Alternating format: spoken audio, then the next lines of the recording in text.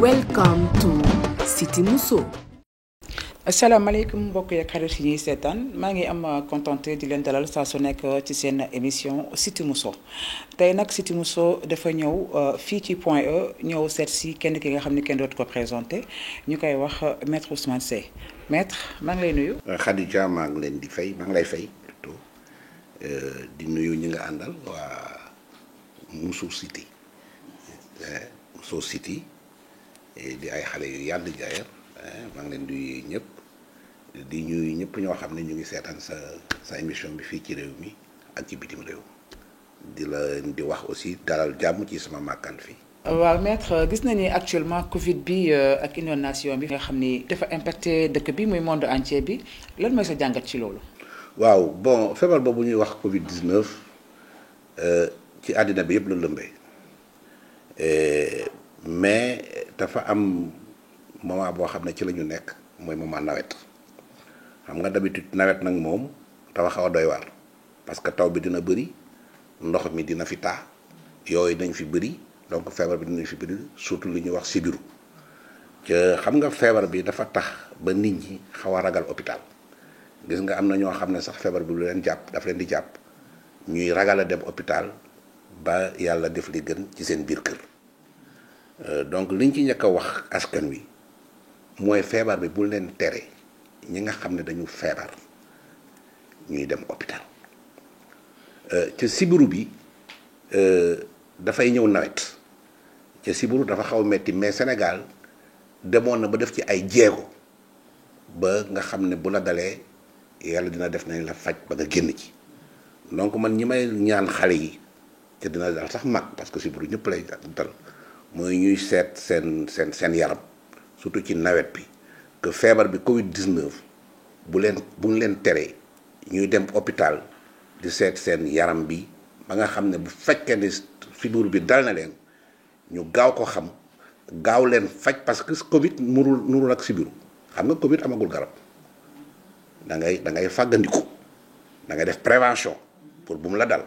bu la dalee dañuy jéem symptômes yi la ñuy faj mais amagul garab amagul pikiir mais sibiru am na garab. am na prévention donc may ñaax nit ñi ñuy jël seen prévention bu ñu yëgee dara ci seen yaram lu mel ni sibiru ñu dem ñu gaaw leen faj moo gën ñu toog seen kër di ragal a dem hôpital ba sibiru bi mën leen. maître dégg nañ li nga wax mais dans de pareils cas comme ça état ban taxawaay la ci mën a am. waaw xam nga lu mel ni formation lu mel ne jàngal nit ñi askan wi. lu mel ne santé nit ñi seen wërgu-yaram kooku responsabilité état loolu constitution moo ko wax mooy état moom moo am responsabilité di jël askanam di ko jàngal di faj askanam yooyu yëpp responsabilité état la boo xoolee feebar bi ngeen wax léegi ne sibiru am na campagne bu fi doon def di jox nit ñi ay ndiwaakin di def nit ñi ay sànke ba nga xam ne dem nañ ba feebar bi vraiment xeex nañ ko ba presque jóge woon na fi kooku état bi mooy responsable rawatina bi nga xam ne nag léegi dafa am maladie boobu ñuy wax Covid 19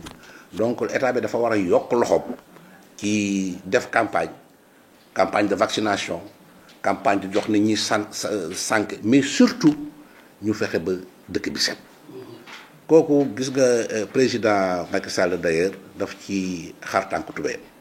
pour hygiène bi. feebar bi rek taxul avant feebar bi ci programme am bi ñuy wax PAP 2 ci la prévoir woon Sénégal propre ville propre pour que vraiment dëkk bi parce que affaire wërgu-yaram ci cat la commencé feebar bi nag ñëw encore Covid 19 gën ñoo ñaax pour ñu gën a set parce que lu ñuy wax mooy nga raxas sa loxo extra loolu moo jiitu. après masque sa kanam après def distanciation physique mais je crois que donc dañ war a gën a ci suñ kër yi la war a commencer nag parce que bu ñu wax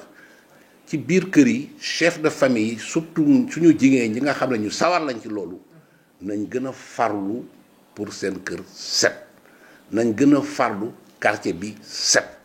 nu gën a farlu pour dëkk bi di Sénégal yëpp set parce que ndox mi fi muy taa état bi responsabilité mooy assainissement kooku sax du responsabilité maire responsabilité état la maanaam defar ba nga xam ne bu tawee ndox mi du tax day dem loolu nag xam naa ne moom Sénégal moom presque foofi dem bu tawee mu tax kooku aussi il faut que état bi gën a góorgóorlu pour régler affaire assainissement bi pour ndox mi du fiy taa parce que loolu mooy indi yoo loolu mooy indi musiba mooy indi feebar mais il faut que nit ñi dimbale ko ci maanaam ku nekk bu fekkee ne taw na ndox mi ci sa kër nga génne ko bu fekkee ne maire yi takku nañ bu fekkee ne commune bi am na ndox mu fay taa ñu essayer ko sëkk wala essayer ko utalu yoon pour mu dem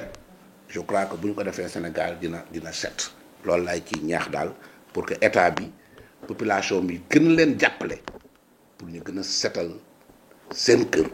ak quartier yi ak réew bi. Merci beaucoup maître. Chers téléspectateurs, je vous invite à ce que ñu dem seetaani suñu premier élément bi nga xam ni dafa nekk élément bu daw yaram la ñu dem seetaan côté ñëw.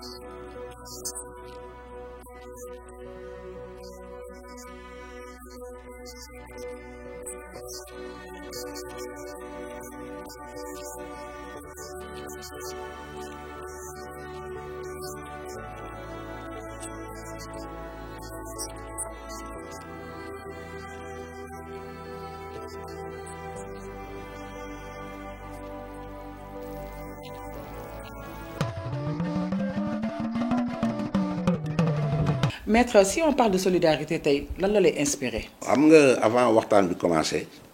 hors antenne waxtaan na ak yow ak yéen ngeen wax ma vraiment mbootaay bi nga xam ne moom ngeen def tudde ko Cité Mousso waaw wax nga ma sax lan mooy city xam naa anglais la mooy waaw mooy ville ngeen wax tekkil nga ma aussi luy Mousso mooy jigéen mooy donc ci bambara man sama yaay sax bambara la mooy ay jigéen yu takku ci biir askan wi ci biir cité bi maa leen ci félicité di leen ci encouragé parce que ay jigéen ngeen mun ngeen def woon mun nga woon ngeen def leneen mais toog ba seen xel dem ci ngeen nekk benn dànk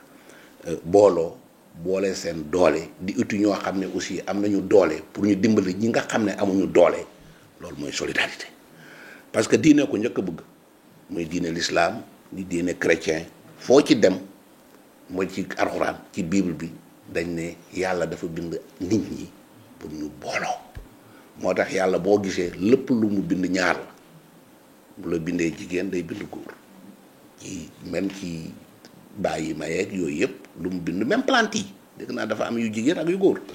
donc loolu moo tax pour ñu dajaloo pour di reproduire mais di dimbalante la solidarité moom franchement yàlla moo ko njëkk a bëgg sas ko askan wi donc bu ngeen demee ba yéen ay jigéen ngeen am conscience boobu booloo nekk benn di dem di seeti nit ñoo xam ne am ngeen ci ñoom yaakaar ba bu ngeen waxtaan ak ñoom ñu dimbale leen pour ngeen dimbale ay néew gi doole kooku du ma def lu dul rafetlu ko donc man daal li ma munti wax mooy li ngeen di def diine la li ngeen di def politique dàqu ko parce que gis nga ki jiite réew mi boo xoolee programme am bi ñuy wax PSE affaire solidarité daf ci am doole soo xoolee gouvernement yi bu njëkk ba mu ngi doon xalaat solidarité créer ministre délégué chargé de la microfinance ak de la solidarité mais boo xoolee gouvernement bi ñu nekk nii ñooñu dafa leen renforcer ñu nekk ministre gis nga am na benn jëwriñam boo xam ne suma xarit la jigéen la muy Zahra Iyane Thiam dafa ko nommé ministre plein boo xam ne moo yore microfinance et chargé de la solidarité maanaam dina fexe ba jigéen ñi nga xam ne bon dañu am ay activités ñuy def ñu financer leen di leen di jox xaalis di leen di lebal di ci daan seen doole di rembourser di aussi fexe ba jigéen ñi booloo ci seen biir mànkoo ci seen biir am di dimbalante yéen nag non seulement da ngeen mànkoo ci seen biir mais da ngeen di dimbale néew gu doole xam nga néew gu doole dimbale ko jaamu yàlla la parce que dégg naa ci alxuraan ñu ne yàlla moom mun ngay julli di or dem Makka dem bii li ko gën a soxal ci doomu aadama mooy mu dimbale moromi jullitam parce que nee na moom mënul wàcc ci ku nekk mu dimbale la yàlla koo gis rek mu bind la dafay jaale ci yow wërsëgu doomu aadama boo ko joxee loolu ko gën a neex ci yow ca moo lay fayal boppam donc may ñaaxaat nit ñi ne leen surtout ñi nga xam ne yàlla may na leen ñuy dimbale néew gu doole gi parce que la leen yàlla jox moomuñu ko daf ko jaarale ci ñoom nañ ko joxe dégg naa ne sax bu la yàlla la beraloo loxo di la jox nga am il faut ngay ngay geesu ñi amut ndax yëf yi gën a duun dégg naa bu la ko joxee nag nga naj ko yàlla aussi day téye yëfam boo ko defee yëf yi day raar waaw loolu moom sax boo ci defee expérience da nga koy gis da ngay xool toujours yow boo defee lu baax di dimbale askan wi di dimbale doomi adama ni nga koy defee doo ko rëccu da ngay gis yàlla da lay gën a yëkkati da lay gën a dooleel donc daal li ngeen di def moom mënuma man en tant que jullit di ko rafetlu mënuma aussi en tant que avocat di ko rafetlu parce que avocat ci li nga xam ne cërëm la aussi mooy solidarité di dimbale ñi nga xam ne dañoo néew doole man dinaa toog ñoo xam ne dañoo néew doole ma ñëw plaider leen gratuitement du ma leen laaj dara parce que loolu pour man asaka la dama ciy jaamu yàlla donc li ngeen di def ànd naa ci te dinaa ci dugal sama loxo man tamit naa leen ci dimbale laa leen wan aussi ñoo xam ne mun nañ leen dimbale waaw ñu may ñaax nit ñëpp nag koo xam ne mun nga dimbale ci ñi ngeen bëgg a dimbale bu ma xaar sax ba ngeen ñëw comme ni ngeen ñëwee ci man parce que ci la bokk buñ gisee émission bi wala ñu dégg ko rek nañ ci dugal seen loxo ndax jaamu yàlla te buñ ko defee duñ ko réccu. Merci beaucoup maître mbokk yeeg xarit yi je vous invite à ce que ñu dem seetaan suñu deuxième élément ci élément Pape Diouf bi nga xam ne xale Cité Mousso demoon nañu seeti Pape Diouf wax dëgg yàlla mu jël engagement bi nga xam ne pour ñëw accompagner waa Cité Mousso di dem seetaan suñu élément boobu te ñëw.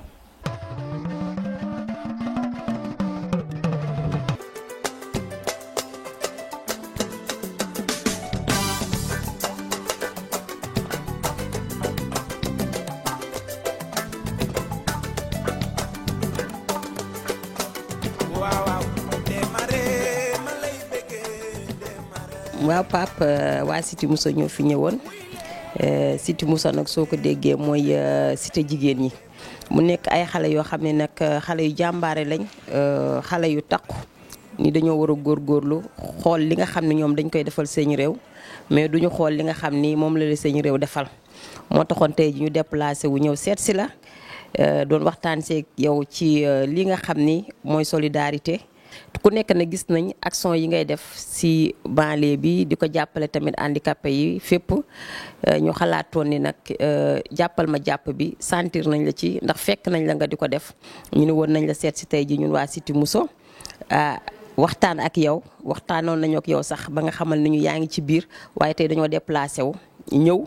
xamal ni waa Sénégal yëpp Pape Diouf mu ngi ci biir Cité Mousso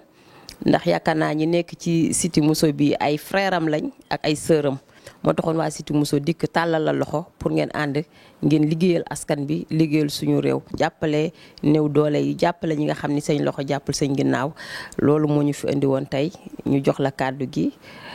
nga waxtaan ak askanu Sénégal. waaw jërëjëf sama sœur Ndeye Ndiaye sama mag sama xarit tey am na contentement bu rëy bu sori ci sama xol li waral loolu mooy tey sama mag dafa déplacé wu ñëw seet si rakkam et mu neex ma trop mais li ma ci gën a neex mooy ndox bàyyiwul yoonam ndax ku ne Ndeye Ndiaye ne Ndeye Ndiaye Tyson tur woowu dafa am lu ko wund social moo ko waraloon ku ne Ndeye Ndiaye ne Ndeye Ndiaye ginnaaw raay banlieue ci inondation ku ne Ndeye Ndiaye ne Ndeye Ndiaye ginnaaw raay ci nit danaan toog ñàkk dépense ñëw sa kër nga jox ko ci man laa koy tàmbalee defal nga ma ko du benn du ñaar du ñett ku ne Ndeye Ndiaye ne Ndeye Ndiaye ci xale yu mbër yi ñiy doog a door ku ne Ndeye Ndiaye ne Ndeye Ndiaye ci xale yu jigéen yi ñiy jàng te amuñu liggéey ngay utiliser say relation pour dimbali leen ku ne Ndeye Ndiaye ne Ndeye Ndiaye ci jeune footballeur yi ñi nga xamante ni dañu mës a gëm football te amuñu ay moyens kon je pense que ni tey ndox bàyyiwul yoonam kon boo jógee tey ne da nga soxla jàppale 1000 familles ànd kook ay jigéen nga yàgg gëm féminité nga yàgg dëggal sa bopp que ni góor mooy takk tubéy waaye nag jigéen mooy takk sër nga yàgg nekk nit ku mel noonu yàgg am jom yàgg nangoo liggéey yàgg gëm sa crédibilité ak sa sincérité kon tey boo àndee ak ay xale yu jigéen tuddee leen Cité Mousso xale yooyu aussi waroon nekk ci yeneen i occupation mënoon nañ taxawaalu wala ñu nekk seen i occupation mais defuñu ko ñi ngi àndandoo ak yow nga coaché leen ñu xool que ni tey Afrique am na ñu sonn lool ñoo xam ne bu ñu añee du ñu reer ñoo xam ne bu ñu reeree du ñu ndékki ñoo xam ne tey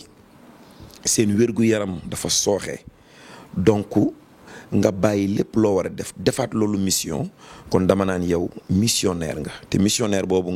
nga nekk suñu borom teg la ko yàlla la ndax nit dina bëgg dara sax te du ko mën nit tamit dina bañ dara mais par force mu def ko yow looloo la dal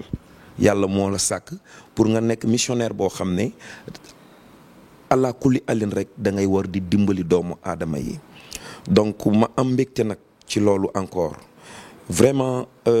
bi ma gisee yenn image yi nga xam ne def ngeen ko dem ba bët siin bët saalum bët gànnaar ma gis image yoo xam ne tey vraiment c'est des images touchantes mu metti ma trop sama yaram daw nga war a jóg dimbali 1000 familles dama naan sax tey 1000 familles pour man tuuti na ndax sa yéene ëpp na loolu yow Ndeye donc ma leen di accueillir man tamit ndax bés bu mel nii rek laa doon xaar tey ci yow ndax yàgg nga ma jàppale yàgg nga ma soutenir yàgg nga ma accompagner événement yi mag yi ma njëkk a def sama carrière yaay tee sama loxo ma nekk xale bu ndaw bu ñu xëyee jël taxi bureau nga may dugal ba sama événement sotti kon tey bés bi challenge la ci man pour ma accompagner la te nag sama papa daf ma daan wax naan teraanga kenn du ko xumtoo mais tey fi ma toll maa ngi sant yàlla waaye nag daf may neex loolu ma biral àdduna bi wërngal këpp ka yow li ngay def ci man miy jàkkaarloog yow ci nga ko njëkkee ak ñeneen ñu mel ni man kon damay ànd ak yéen ci projet bi di def nag un appel solennel Sénégal sëñ Abdou Lahad Mbacké daana wax naan gaaw leen ku mën a dimbali nit na nga ko def ndax jamono ngi ñëw di nga yor teraanga bëgg dimbali nit di wër koo ko jox mu tëla te actuellement am na ñoo xam ne dañu sonn am na ñoo xam ne ñi ngi feebar mënuñu tëdd am na ñoo xam ne soxla nañu ku leen dimbali kon muy góor di jigéen ñi nekk ci réew mi ak ñi nekk bitim réew ngalawaay ku ci mën a def sa dërëm xeebuñu ko ku ci mën a def sa 1 euro xeebuñu ko te yàlla rek tax donc tey am naa mbégte ànd ak waa Cité Mousso ànd ak suma mag Ndeye Ndiaye ngir de képp koo xam ne xam naa la ma yaakaar ci yow pour jàppale image yi ma gis ndax am na ñoo xamante ni presque am na ci koo xamante ni ki nga xam ne mi ngi naan sonn na li ko gënal sax moo ñu dagg tànk bi loolu c'est touchant maa ngi gis ay handicapés yoo xam ne tey vraiment ñi ngi dëkk fu sori seeni yaay ak seeni papa ay mag lañu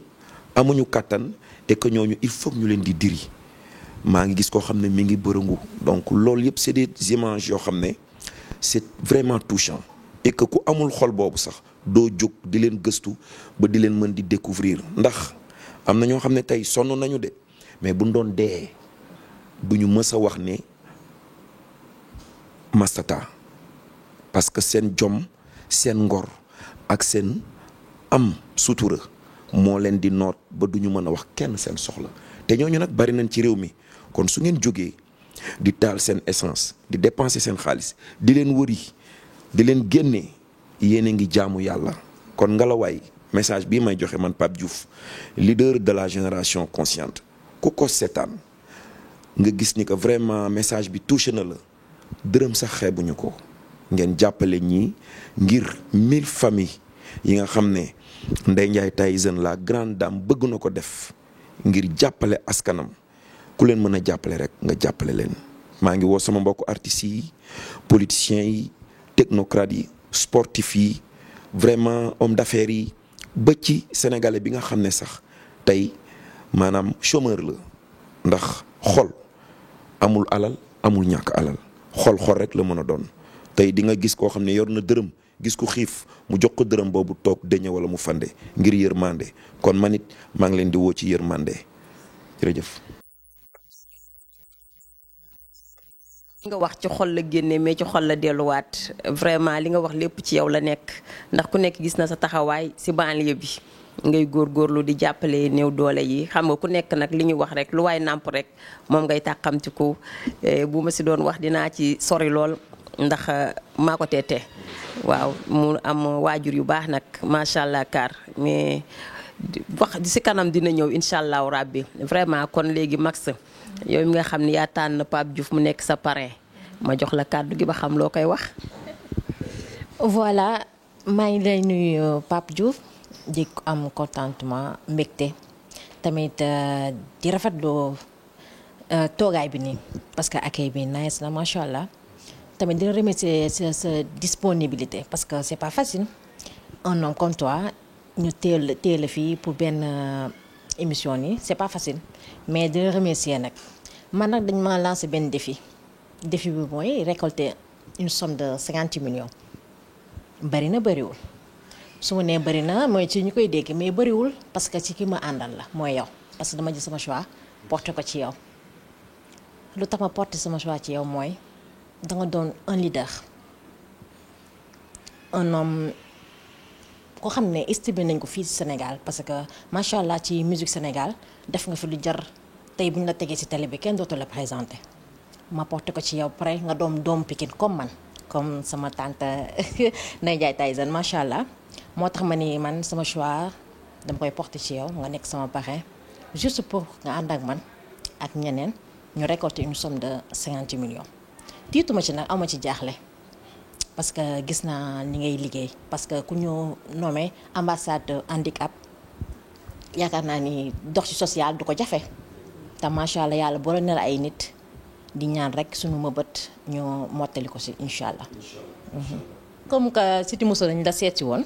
dañoo jaaroon suñu benn frère koo xam ne un homme qui s'est fait tout seul jàll ci Assane Fall xam dafa jàll ci marchand ambulant ba tey créé benn boutique ñu naan ko Global Textile dafay jaay ay tissus yu nice macha allah mu joxoon ñu benn teraanga boo xam ne dañ la ko waroon a indil teraanga du tuut nag waaw nii teraangal bàyyi nii mu ne nag nañ la ko joxal ma kontaan ci trop parce que yow ku la xam nga da nga bëgg sañse macha allah gis nañ ko say vidéo macha allah fi ñu la fekk da ngay correct léegi ma am mbégte rek pour jox la ko rek. voilà tissu bàyyi nii Assane Fall moo la ko jox. merci beaucoup merci Assane merci.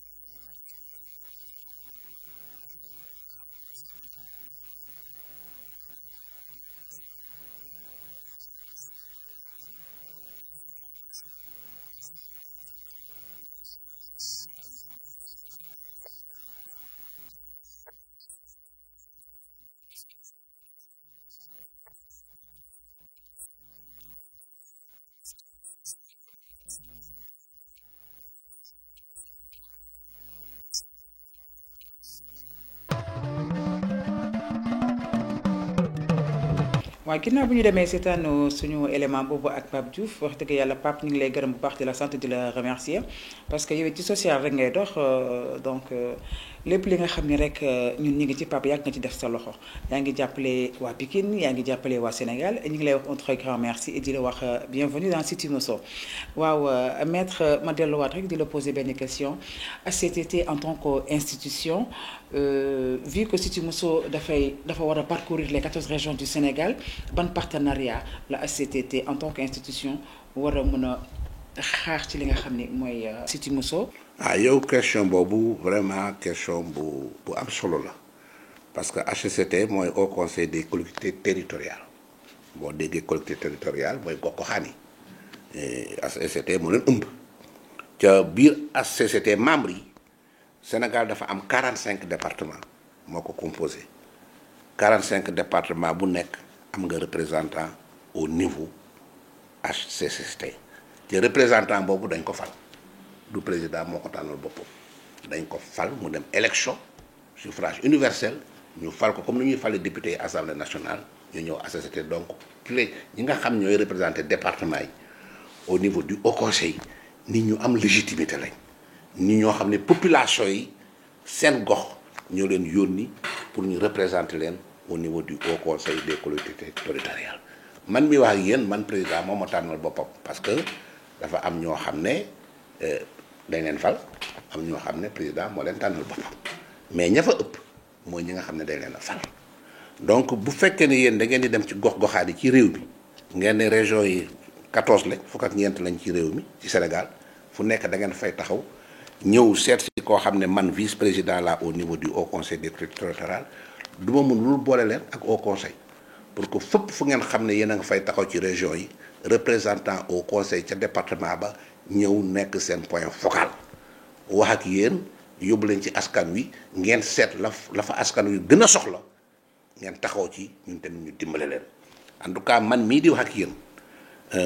jël naa engagement informé ki nga xam ne nag moo jiite au conseil des collectivités territoriales jigéen la bu mun góor Aminata Mbengue Ndiaye moo ñu jiite di jigéen boo xam ne jigéen la yëfi jigéen itteel ko lool mu am expérience ci réew mi ñëpp xam nañ ko te buñ ko waxee lii ne ko yéen ay jigéen ngeen da ngeen booloo pour dimbale néew gi dooleel moom dina ci sawar parce que dafay politique ca xam na lépp loo xam ne dafay jëmale réew mi mais rawatina luy jëmale jigéen kanam ak luy jëmale néew gi doole kanam moom daf ciy taxaw en tout cas dinaa ko informer dinaa ko wax dinaa ko wax mu recevoir leen en tant que ni ngeen ñëwee fii dinaa fexe benn gi dem ci moom mu recevoir leen dimbale leen jàppale leen ci seen programme bi parce que seen programme bi programme bu am solo la. maître ñu ngi lay gërëm bu baax di la sant di la wax merci beaucoup donc ñoo ko gisandoo ku gis maître Ousmane Seye wala nga xam ko dégg ko xam ni maître ci social rek lay dox ku dugg biir Grand Yoff di nga gis maître Ousmane Seye li nga xam ni loolu la fay def social bi nga xam ni loolu la fay def mis à part Grand Yoff partout dans le monde entier maître Ousmane Seye mi ngi dox ci social kon wax dëgg yàlla maître ñu ngi lay gërëm bu baax di la sant wax dëgg yàlla ci sa taxawaay ci Cité Mousso ak li nga accepté ànd accompagner ñu lii moom tey ñun moom bettuñu ndax xam nañu maître moom ci social rek lay dox. Khadija merci maître maa lay nuyu di am contentement dama la dem gis ci télé rek. di la apprécier de loin mais ba ma ñëwee fii jàkkaarloo yoo xam naa ne nit ku simple nga nit ku baax nit ku ouvert macha allah merci au nom de toutes les filles ñu lay wax merci tamit suñu xel dal na parce que ma déggee kàddu yi te xam naa ni fii tamit bu ñuy dégloo kii émission bi seen xel dina dal macha allah tamit di la wax merci te la wax liggéey bi nag yombul nag yaakaar naa bu ñu amoon 1000 personnes yu mel ni comme yow. yaakaar naa ne liggéey bi dina simple ci ñun parce que 1000 familles ñu war a aider c'est pas du tout simple yombul mais bu ñu amee 1000 ñu mel ni yow xam naa ni liggéey bi dina yomb merci vraiment. franchement maître kontaan nañ ci dalal bi ñu dalal. ñu ngi lay remercier di la sant bu baax di la gërëm aussi ci accueil bi nga ñu accueillir kontaan nañ ci yow bu baax di la wax nag ñu ngi sa ginnaaw. waa Cité Mousso nag dañu demoon Pikine seeti waa ODCAV bu Pikine kon je vous invite ñu dem xool ban partenariat la ñu noué ak ñoom ñu dem seetaani élément boobu te ñëwaat. salaamaaleykum mbokku téléspectateurs yi man la Amadou Sy président ODCAV bu Pikine maa ngi am tey mbégte bu rëy di dalal fii émission bu mag bi di Cité Mousso ci département de Pikine di saluer vraiment émission bi ak esprit bi ndax esprit bi li ci njëkk mooy solidarité la entre aide jàppal ma jàpp loolu la ñuy doxee loolu nag wax dëgg yàlla lu ñuy rafetlu la ku am émission bu toll noonu di def dimbalante di def jàppalante bu sa xel xalaatee nga ñëw ci département de Pikine wax dëgg yàlla ñëw nga fi nga war a ñëw ndax yàlla dogal na contraste yi yëpp daje na fi yàlla dimbali nañu am nañu ay doomu Pikine yu mën a dimbalee yuy dimbalee mais it yàlla dimbali nañu ay doomu département Pikine yu soxla ndimbal yu baree bari te daanu dajul suuf mënuñoo dimbali ñëpp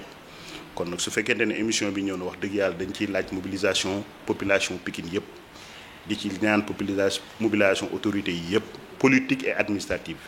di ci jiital le préfet du département di ci jiital le maire de la ville de Pikine di ci jiital l'ensemble des maires des 16 communes du département de Pikine di ci woo aussi suma mbokku sportif yi le président de l'AS Pikine le président de toutes les ASC yi nga xam ne ñoo ne ci département bi ñoom ñëpp ñu ngi leen di woo d'abord même émission bi je vous dis en pensant que dina am ay focus au niveau des ASC du département dinañu wàcc ba ci base bi waxtaan ak ASC yi waxtaan ak président de ASC yi section féminine ASC yi ci biir quartier yi pour que seen participation ak seen mobilisation pour émission bi gën a dëgër loolu yëpp aussi ci kanam lay ñëw xam naa ni ñu ngi laaj ASC yi ñu gën a préparé wu waajal loolu di ñaan aussi suñu mbokk sportif yi nga xam ni moom laa bokkal nawetaan bi muy les présidents de l'ODCAV de Dakar de Rufisque et de Guédiawaye sans oublier le président de l'ORCAV de Dakar Arouna Bathily ak le président de l'ONCAV El Hadj Amadou Kane di leen ñaan ñoom it ñu mobiliser wu teg seen loxo ci émission bi jàpp ci ndax émission bi aussi jàpp ci defal yàlla la ndax comme li ma ko waxee liñ ciy collecté ak lépp luñ ci mën a am dañ koy delloo ci les couches yi nga xam ne ñoo gën a défavorisé te nekk dans tout le pays amul fenn fu émission bi nga xam ne romb na ko kon bu ñu ñaanee doomu Sénégal fu mu mën a nekk ci Sénégal rek mu teg ci loxoom nga xam ne fu mu ko mën a defal doomu Sénégal fu mu mën a nekk ñu defal ko rek moom lañ ko defal ndax li ñuy def du génn Sénégal incha allah waa Sénégal dong lañ ci bëgg a dimbali. na ku ne xool ki nga tane rek ñu xool nu ñu dimbalante yi am na ñu nga xam ne wóor na leen ni Amadou Sy amul nangam bu mu jëndee ceeb ba weer wi dee ci sutura ak ndimbal ñu fexe ba bu famille car émission bi ñëw ci koñ bi ñi nga xam ne ñoo tane ci koñ bi li ñuy joxe ñu xool ñi ko gën a yittewoo ñu jox leen ko muy ndimbal lu nga xam ne dana am ci sutura fekk kenn du xaawi sutura kenn du ñaawal kenn du gàcceel kenn ku ñuy dimbali nga xam ne ñi lay dimbali sa ay mbokki dëkkandoo lañ ñoo bokk ak yow tiis bi ngay dund xamuñu nu ñuy def ba mu dañ moo tax ñu indi émission Cité Mousso pour mu teg ci loxoom wàññi coono bi ak xiif gi nga xam ni am na si ci temps bii nga xam ne moom la ñuy dund muy temps wu Covid temps bu metti ñi yoroon sax metti na ci ñoom waxuma la ak ñi nga xam ne wax dëgg yàlla seen loxo mësta jot seen ginnaaw. C'est le lieu de féliciter Mousso City de l'initiative et puis de leur dire que tous les 15 présidents de zone sont derrière leur président, le président Boy Sy. Et nous n'allons ménager aucun effort pour la réussite de cette initiative. Et Inch'Allah, au soir du bilan de toutes les activités, nous verrons que Pikine s'est engagé et Pikine l'a montré. C'était tout juste pour matérialiser d'abord la volonté donc de Cité Mousso et l'ODCAV de Pikine de sceller un partenariat. Donc un partenariat relatif donc à la manifestation d'une chaîne de solidarité envers le département, envers les membres du département de Pikine, mais aussi envers donc les familles démunies de ce département. Donc ce partenariat va être scellé. Donc c'était donc pour formaliser ce cadre, ensuite dégager donc les orientations qui vont nous permettre d'aller très rapidement aider ces familles démunies dans le département de Pikine. À cela aussi, c'est ajouter la volonté donc de Ndiaye Tyson derrière Djigal et quelques femmes pour pouvoir donc matérialiser ce que nous sommes en train de faire aujourd'hui avec les 15 présidents de zone, le bureau de l'ODCAV de Pikine et aussi avec tous les partenaires de l'ODCAV de Pikine. Tey nag ñu ngi woon fii ci Pikine amoon benn réunion bu ñu amaloon ak waa ODCAV fu Pikine boo xamante ne réunion bi nga xamante ne nag mi ngi jëm lépp rek ci social ñu waroon a signer benn partenariat parce que xam nañ ne social yombul pour nga def ko surtout ñun ñi ñu nekk ay jeunes dañoo soxla ndimbal appui et je pense que fu ñu fëgg foofu la et gis nañ ne que nag accueillir nañ ñu ak volonté te ñoom tamit am nañ engagement pour jàpp ci bu baax a baax te gën na tax nag suñu xel dal nous sommes rassurés te am nañu yaakaar que li ñuy sumb dinañ ko daan ci kàttanu yàlla. ñun aussi tamit ñoo ngi ci biir jàppale néew di doole yi nga xamante ni mënuñu yuuxu et puis tamit amuñu kenn koo xamante ni mën na leen jàppale ñun dañoo jug uniquement pour jàppale leen. ñu leen di woo yéen tamit ñi ñuy seetaan comme ni ñu koy faral di waxee yéen tamit ngeen ñëw ngeen jàpp ci. parce que sans yéen ñun duñ dem parce que ku nekk ci yéen am na droit dimbali ki mu tane. di xuus tamit di wax du woo ASC yi surtout ASC yi rawatina waa commission féminine yi nga xam ne ñun incha allah ñun jigéen ñi Cité Mousso yéen nañ nar a ànd wàcc sur le terrain dugg ci biir kër yi def benn quête bu doy waa pour xar dimbali ñoo xam ne ñoo ko gën a soxla di ko gën a yelloo. Chers téléspectateurs, je vous invite à ce que ñu dem seetaani suñu cas du jour. asalaamaaleykum waa Cité Mousso maa ngi leen di nuyu di leen ziar bu baax di leen ñaanal jàmm di sàkku ñaan. am un jour ma toog jàpp ci télé bi di seetaan ma gis ngeen def ndimbal lu baax ma xamante ne góor dafa sonn koñ bi ma dëkk mun ma fay dugg benn kër di ñaan wala ma fay wax sama soxla mais yéen ñi nga xamante ne dañu naa jóg ngir def te yàlla tax maa ngi leen di wax lancer message bi di leen wax man ab ndaw laa bu nekk fii Kër Massar yor ay xale ñeenti doom seen papa toog 6 mois liggéeyul ma nekk ci kër goo xamante ne dafay am ndox samay doom bu ñu waree tëdd bu guddi jotee damay tànk ndox bi ba mu jeex ma la leen mat laa ñu tëdd balaa may xëy suba teel may fekk matelas bi tooy xepp ma fëgg leen yéegal leen sama kawlal weer matelas boobu te fi ñuy tëdd billaay wallaay wa taalaay dal bi dafa xar suy taw da ngay dékk paan mais ndox bi day sotteeku ci suuf ci biir dal bi mu mel ni comme zinc maa ngi leen di ñaan ngir yàlla war a suuli ngeen jàppale ma ngir jëmi Seydina Muhammad ndax sonn naa oo ma mag bu góor sama jëkkër mooy taaw ay rakam amuñu doole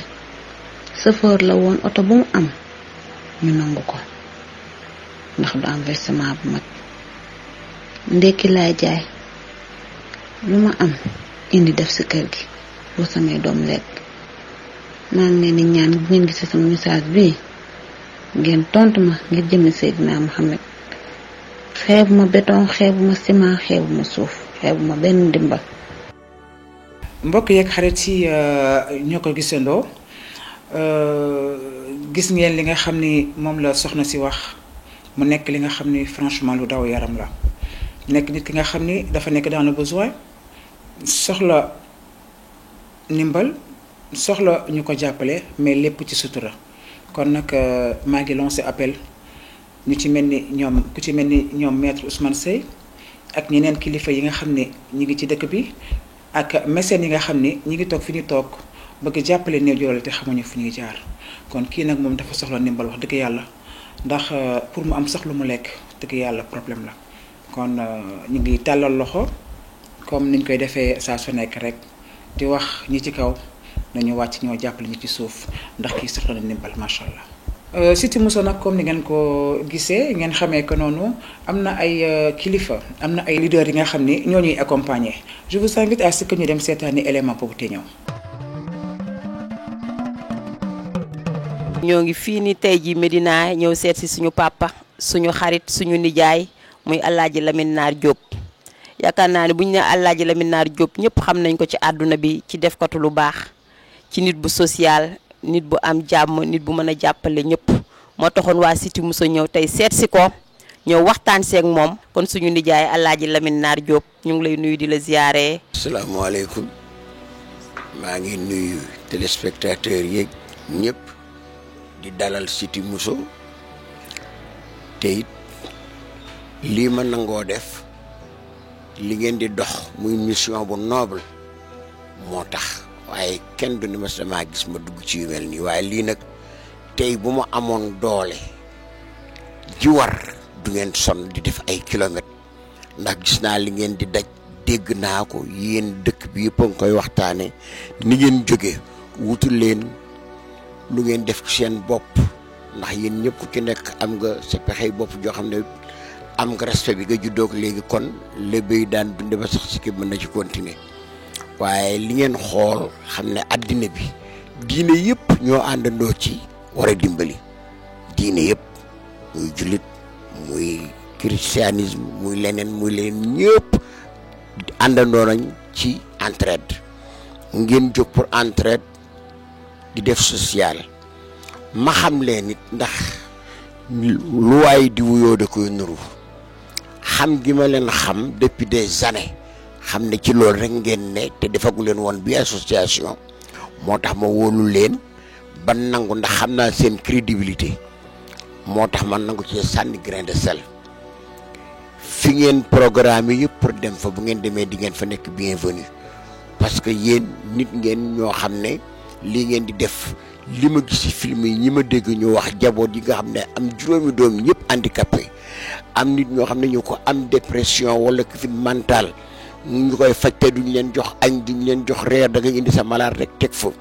ñu war leen borom kër gi war leen di faj te amul dara kooku soxla leen ndimbal ak tant d'autres yoo xam ne ku ci nekk soxla na ndimbal ngeen jóg pour ñooñu loolu gisuma loo xam ne lii jaamu yàlla gu ko ëpp doole ndaxte jël tibb jox nit faj nit dimbal nit ci garabam nit tëdd mu mel ni ci biti la fanaan ndax asamaan si di taw mu yuree ko ci kawam mu toy xipp ak njabootam doom yi jooy ci kawam te amul nu mu def yéen li ngeen def ku ngeen ko wax sax bu dëgërul dana jooy parce que mission bi daal dara gënu ko noble ci àddina loolu tax maa ngi leen di dalal te di leen yëgal ne jël naa membre ku ma xam ci nit ñi am na ñoo xam ne nag xëy na duñ bëgg sax ku leen tudd waaye xam naa leen ci def lu baax ak yërmande ak jaamu yàlla parce que façon jaamu yàlla yi dafa bari ñooñu ñëpp incha allah naa leen consulter ngeen dem seet leen ñu joxe seen dimbal parce que yéen da ngeen di dimbal nit sax ci jaamu yàlla ni ngeen di defee ngeen dimbal nit parce que nit ñi jot amul waaye yéen jot gi ngeen jël di def ni di récupérer di yóbbul ay nécessité loolu dara gënu ko loolu ànd naa ci lool ànd naa ci félicité naa leen di leen ñaanal tout le bonheur du monde yàlla may leen wërsëg wu ngeen defee si lii ngeen di def ku mas di def lii nag man bu ma ko xamee danaa ca bokk waaye bu dee leneen mën naa noppalu parce que dootuma xale dégg nga waaye lii nag dawal ci sa bàmmeel la te ku ne sa war nga faret mu jëm ci sa bàmmeel bi lu demee fekk ko fa. man Amadou Mbaye di leen wax ci liggéey boo xam ni dafa am ñu ko tàmbali di liggéey boo xam ni jëm ci affaire sociale. liggéey boobu nag man maa ngi ci biir te lu ma ci man dinaa ko ci def soobee yàlla parce que liggéey bi li ko tax a jóg mooy dimbali ñu sonn dimbali ñoo xam ne seen loxo jotul dimbali ñoo xam ni mu gisuñu ku leen dimbali nekk ci biir àll bi te loolu dafa naa ne liggéey bu noble la liggéey la boo xam ni d'ailleurs du ñëpp ko mën sax donc liggéey bii ñu tàmbali nii bëgg naa day soobe yàlla man lu ma ci mën dinaa ko ci def te lu ma ci xam tam naa ci def sama lépp ak sama nit ñëpp naa leen ci boole parce que ñi ko yore xam naa leen wóolu naa leen njub laa leen xamal xam lu mel dara loo xam ne lii mën nañu teg loxo ludul jàmbaar. waaw asalaamaaleykum mbokki Sénégal asalaamaaleykum waa Cité Mousso di kontaan trop man Djimy Mbaye bi ngeen ñëwee tey seet si ma pour ñu waxtaan ci mbirum solidarité ci biir réew mi yéen nag wax vraiment wax ngeen def ngeen loo xam ni c'est un geste boo xam dañ ko war a saluer geste boo xam dañ ko war a perpétuer et puis jàngal ko jeunes yi mu nekk loo xam ni vraiment dina nekk loo xam ni dina dimbali askan wi ndax solidarité dafa nekk benn mot boo xam ne dafa neex a wax trop mais bu naqari jëf ndax yëkkati ci sa alal sa xam-xam sa doole di ko joxe dafa laaj fitu rëy ndax moo xeexeeyam boo ci waaj doo ko def gis naa nag ay gestes yu ngeen di def di seeti yenn handicapés yi nga xam ni ils sont presque des oubliés de la société ñu ngi dund lu métti ñu ngi dund lu métti seetaan naa ci benn séquence boo xam ni ça m'a presque fait pleurer parce que boo gisee nit koo xam ni yàlla moo ko bindee façon boo xam ni mënta dox mënta raam buy pour se déplacer il faut que muy maanaam muy bërëngu mu nekk lu métti position bu métti ci àdduna mu nekk père de famille aussi mais c'est extraordinaire donc waa Cité Mousso nag jóg taxaw daal ni dañoo bëgg li ñu bëgg mooy jóg daje ji ak ñooñu seet seeni naqar ak seeni coono pour ñu jàppale leen ci vraiment jaaraam waa Cité Mousso. franchement maître Ousmane Seye kontaan nañu trop waaw Seyda bi ma ca pam lebal wax dëgg yàlla kontaan nañ ci yow ndax boobu ba léegi yaa ngi bàyyi sa yitte bàyyi sa liggéey bàyyi ci yëpp ñëw ànd ceeg ñun kon nag ni ma koy waxee saa su nekk rek Seyda bi ma ca pam lebal macha allah jërëjëf ci kaw ci kanam maître. ñu ngi ci woo le ministre de la santé monsieur Abdoulaye Diouf Sarr di ci woo Tahirou Sarr di ci woo yi tamit Chimère Diaw mi nga xam ne moo nekk foofee sa États-Unis moom mi nga xam ne tamit ci social rek lay dox ci lu baax rek lay dox kon Fara Diaw ma jaw xoor Lata Diaw ma jaw xoor Chimère Diaw fee ci États-Unis le ministre de la santé Abdoulaye Diouf Sarr Tahirou Sarr maa ngi leen di woo wax dëgg yàlla di vous tendre la main pour ngeen ñëw ànd ci def rek ni maître Ousmane Seye ñoo jàpp ci émission Cité Mousso. di nuyu tamit ki nga xam ne rek moo ma jox robe bi ma sol muy Soda Marème Dial nekk fële ci Nord Foire di woo sama jëkkër di Mohamed Ndaw Tyson di ko wax ni que Mohamed dina la seet si yow tamit di woo ki nga xam ne moo di madame Mohamed Ndaw muy mën a jàll moom tam nga xam ne ci social rek lay dox di woo sunu ministre madame Zahra Iyane Thiam di woo Anta Sarr Diacko bàyyiwuñu kenn képp ki nga xam ne rek mi ngi fii mi ngi ci dëkk bi muy personne ressource ak médecins yi nga xam ne ñi ngi ci suuf ñi ngi leen di tàllal loxo di leen wax ni que Cité Mousso saa su nekk rek mi ngi tàllal seen loxo di leen wax ngeen ànd ak ñun ñu jàppale ces 1000 familles yi nga xam ne ñoo nekk ci ay situation yi nga xam ne ay situation yu metti la kon nag mbokk yeeg xarit yi maa ngi leen di jox rendez-vous ci seen beneen émission Cité Mousso ak beneen invité.